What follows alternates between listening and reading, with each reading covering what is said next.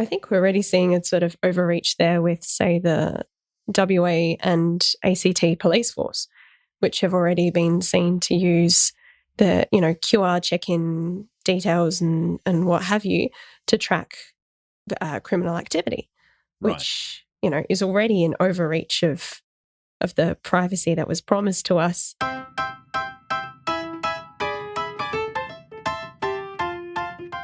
Welcome to another episode of This Catholic Life. Conversations about life's ups and downs, big and small, how we deal with every situation imaginable, whatever life throws at us, but still manage to be sensible, practical, and joyful. Today's show is a conversation about privacy. I'm your host, Peter Holmes. Today I'm joined by Father Paul Rowse and by Bethany. Welcome, guys. Thank you, Peter. Thanks for having us on the show. Yeah, it's great to be back. A pleasure. Today's topic arises from a debate that's been going on in the US about privacy versus accountability. So just a little bit of background on the topic for those people who haven't been up with this discussion.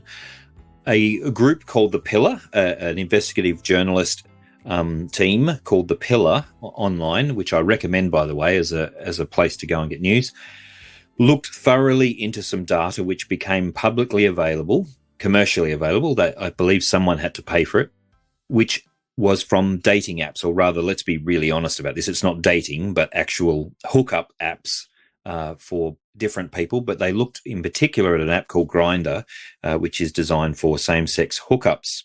Now, when they looked at this data, they found that some of the data correlated with a priest's mobile phone. They presented this data to the priest's superiors, and he had ended up resigning rather than let the investigation into this distract people from the work that he was doing. Now, he happened to be the secretary of the United States Catholic Bishops' Conference, so it wasn't a small office that he held. He held quite an important office, and one of the points is that part of his role was to oversee the sexual impropriety processes that are in place in the United States. So it's a big debate about a lot of complex things. What we're going to do today, though, is talk about privacy, because in the States, there's a massive discussion about whether this priest had a right to privacy, even if he was doing something wrong, whether he should, in fact, be left alone in the privacy of his own private time, I guess, to just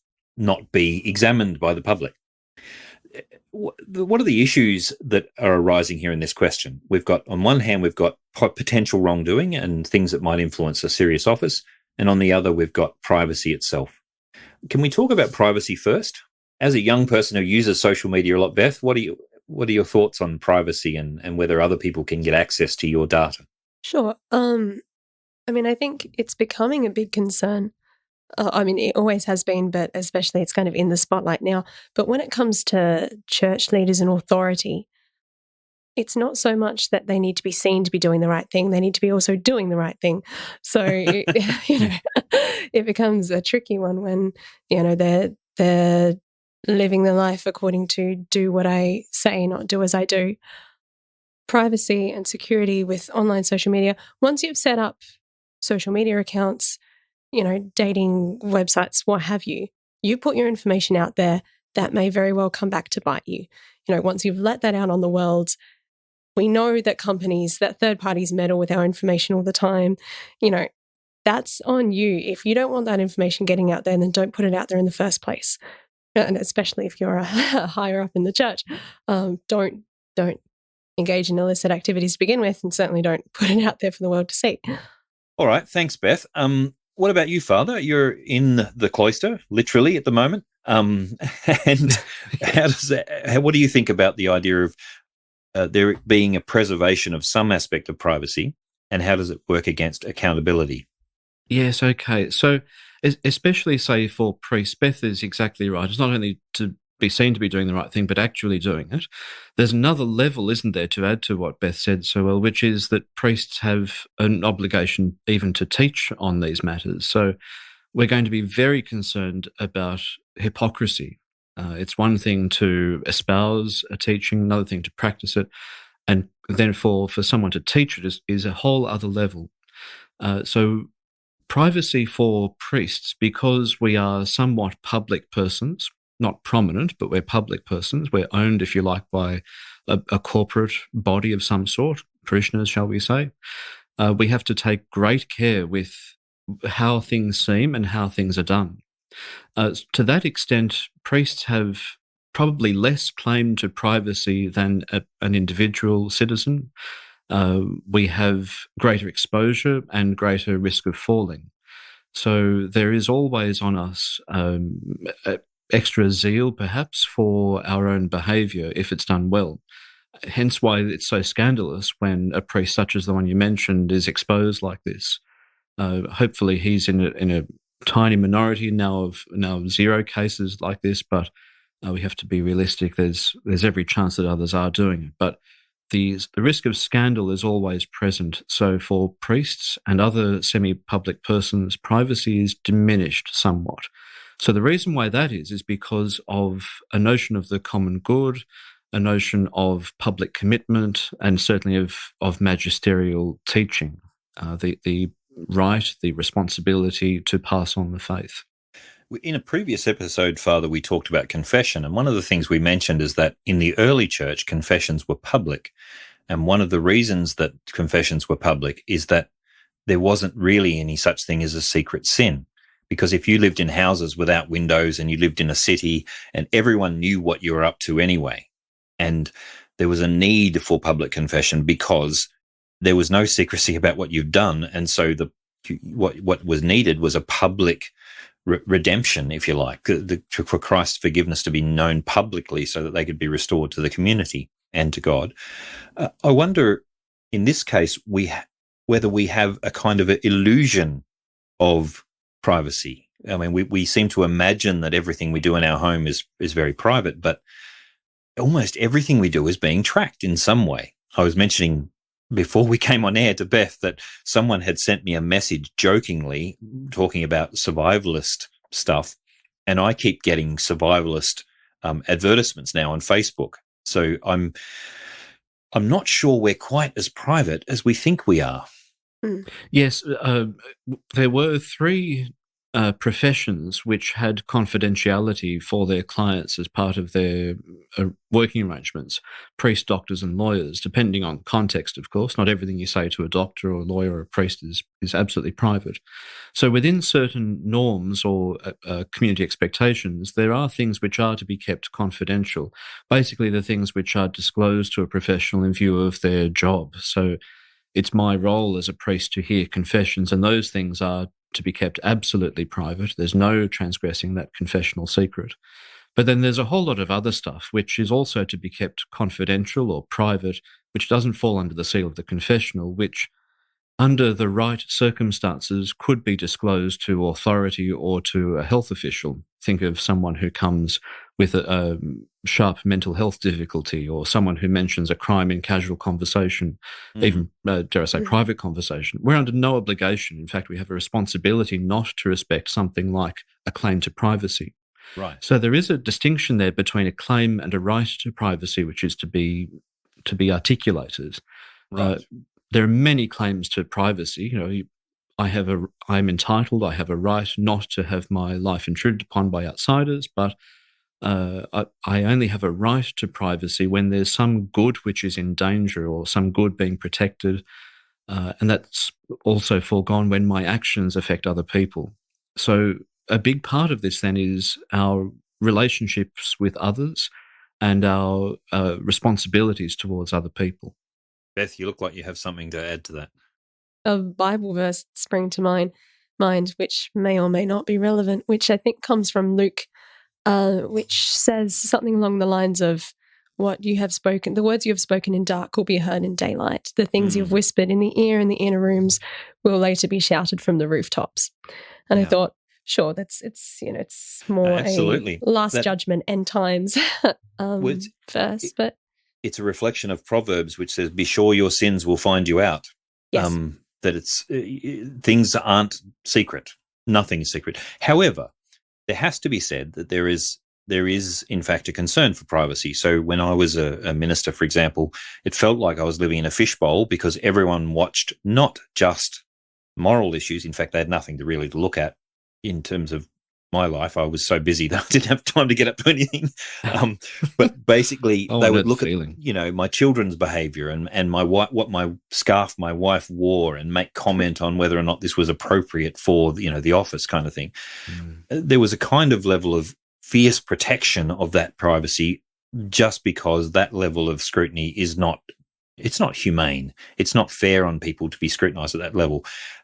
Criticising a priest, for example, if he has a beer with a parishioner and saying he's mingling with, it was almost like people talking to Jesus. He mingles with tax collectors and sinners. How dare he? That's right. What an ideal sort of priest. Well, surely, but so there is a genuine need for the good of the both sanity and privacy of people, but.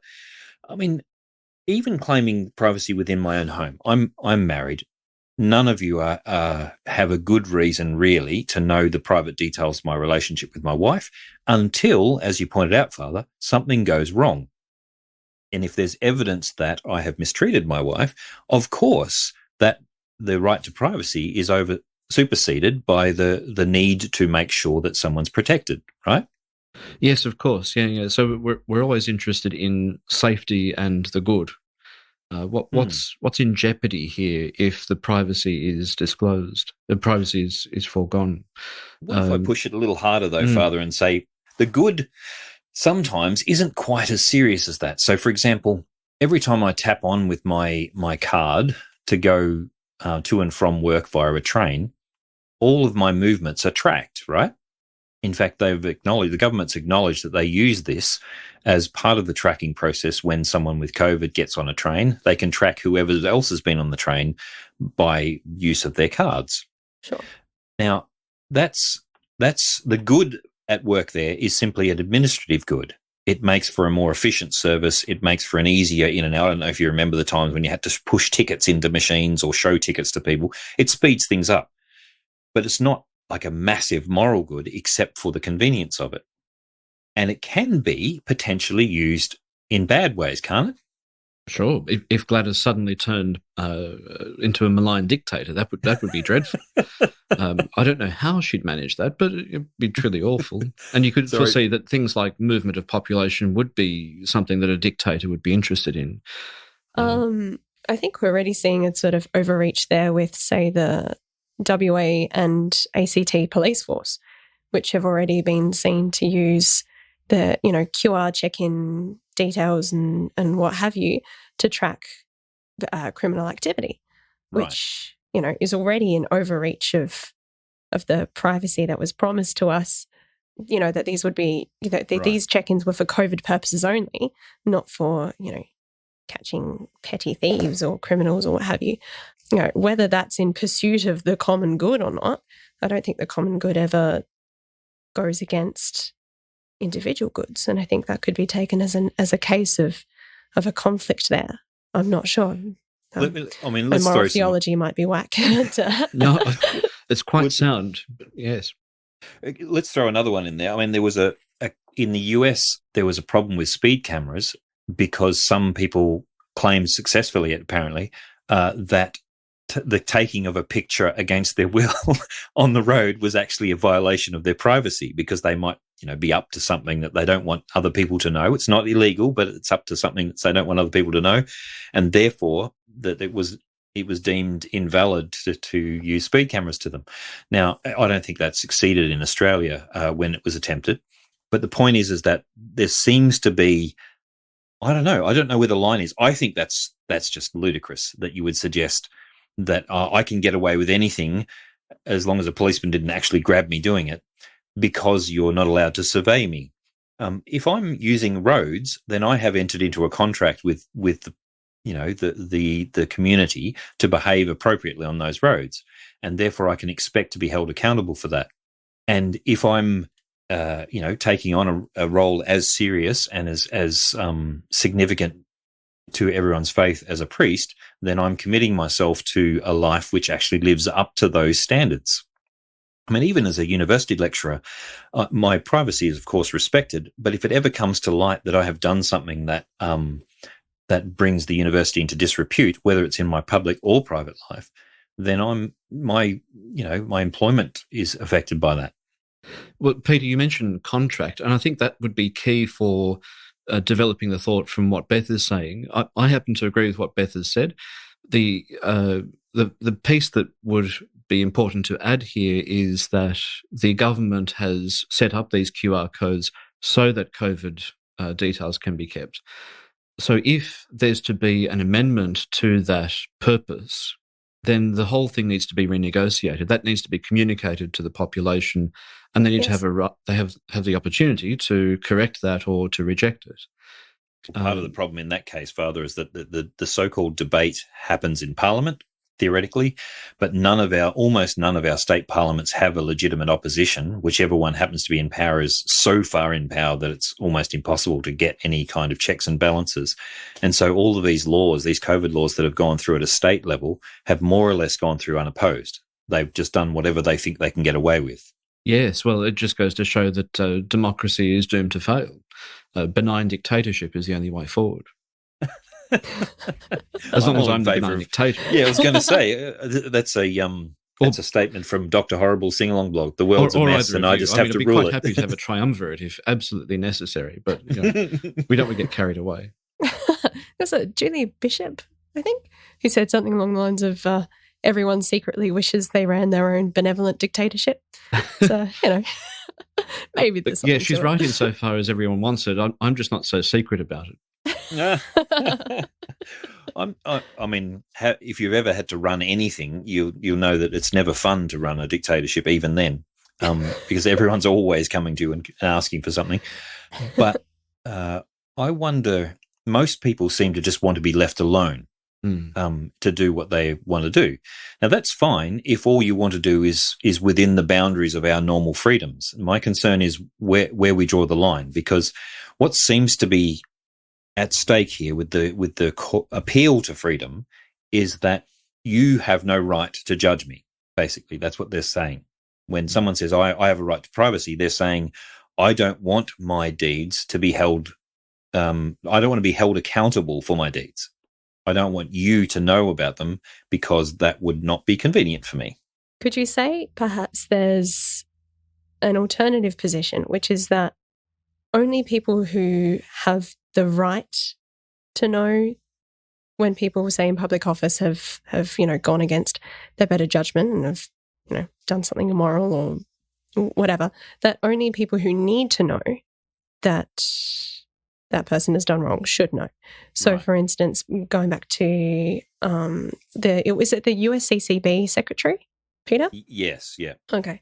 So, for instance, for him, that's something that should primarily be dealt with in the USCCB and then dealt with by people who need to know that information. Maybe that's not a good example because he held such a public office, but say as a lecturer, if you were to have gone against your contract and done something immoral or whatever, that your dirty laundry isn't hung out for everyone to see and everyone to criticize, but only the people who absolutely have the right to that knowledge. Absolutely. Well, that's just the Eighth Commandment at work there, Beth. I agree with you on that one.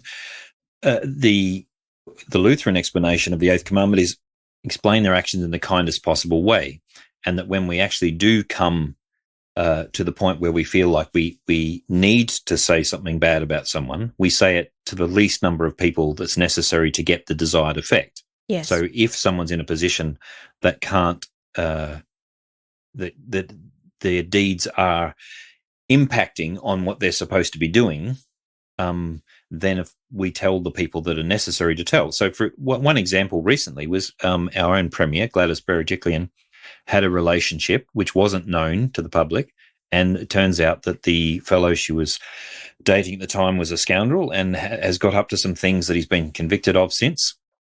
And it influenced our government in some part, at least. It's unclear as to how yet, but that relationship was something that should be known to the appropriate persons, but we don't necessarily, I don't need to know the details of a relationship. Yes. That's just me being, gratuitous kind of curious voyeurism, kind of thing.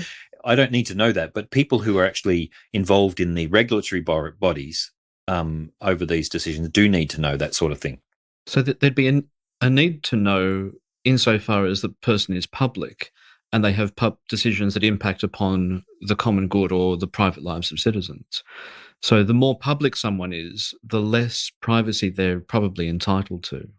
If I have any relationships at all, of any nature, like any kind of intimate nature, with anyone who is a staff or student of Notre Dame, I'm required to declare that to my direct supervisor. Good. Whatever the moral nature of that relationship, obviously that comes into account because I've taken a vow to uphold the Catholic teachings as a theologian. But every staff member of Notre Dame is required to report that so that the appropriate persons are aware to make the necessary adjustments to make sure everything's equal and that we're not being preferential or bad treatment on the basis of relationships. So there's quite a bit of responsibility that the individual has to declare potential conflicts of interest.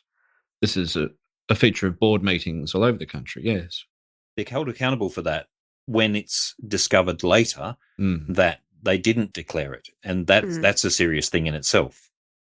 So perhaps we could, privacy is something that is best managed by ourselves, really, that we are honest about what details are necessary for people to know for their purposes.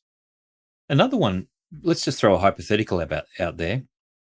If we're aware of something that would affect someone else's relationships, this isn't hypothetical. I was in this situation when I was quite a young fellow. I was aware of a girlfriend of my friend having been unfaithful to him. And she begged me not to tell him. So does she have a right to privacy in that case? Do I have a duty to my friend to tell them? You see what I'm saying? There's a kind of a tension there. Well, what did you do, first of all? Well, that's tipping my hand. That's going to influence the conversation if I tell you what I did. Well, it's a real case. It's not a hypothetical. It is. I'd be keen to hear from Beth, though. She seems to... Don't ask the priest. It's terrible. You might get an answer you like. I want to hear from Beth, too. Oh, dear. I think, error hath no rights. She has no right to... Oh, gosh. Oh, no. Did I just open a can of worms? Quote. It sounded like it was a quote. Where did it come from? Yes, I actually don't know. It comes from the Inquisition when they said that heretics have no rights. So they could torture them in the way that they wanted in order to extract a confession of faith or of heresy from them. Good gracious. So I don't think that we want to say that necessarily. All this time, and I thought it was probably some English poet or something. I just want to know who you're torturing, that's all. Take a medical team and some confessors and we'll go and sort them out for you. I'll keep that one private for now. But no, I'd say that, both the individual good of her soul and the common good of their relationship, I think would dictate that he has every right to know about her infidelity. Yeah. So in that case, I decided that the what was necessary for my friend to know was details pertaining to the relationship, which he believed was a good one. But I did say that she should be given the chance, at least, to be honest about the situation. And so I was probably a bit draconian, but I said, you have a week to tell. And at the end of that week, I will tell. Yikes. Yeah. And so that's tough, but that's probably the best. Yeah. Well, and given the nature of things, I thought it was. I also considered the nature of my friendship. Could I look my friend in the eye, having known this detail and gone along with? Because he often asked me advice about the relationship, so it would put me in a very compromised position morally. So, and in the end, there were other considerations there. So, in the end, I had to tell him because she didn't, and it was the end of that relationship, which much later he thanked me for. Much later. Oh, dear.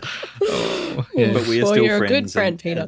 That's right. That's a good friendship. That friendship has lasted 30 years, so that's a good thing. We're getting to the end of this conversation. We might have exhausted the different tensions here, but I think that the COVID thing is a very good example. We are claiming a common good with the so-called common good with this COVID tracking. We can see that it's necessary, and if we have really, really good tracking, we might get out of this lockdown quickly, hopefully. But I think Beth's raised some really good concerns about what if it's used for other purposes that we haven't agreed to. have we opened the door to a much higher level of surveillance for purposes which they decide, not that we have democratically agreed to? So, yeah, good questions. I don't know if we've solved all the world's problems, but it's good to raise them.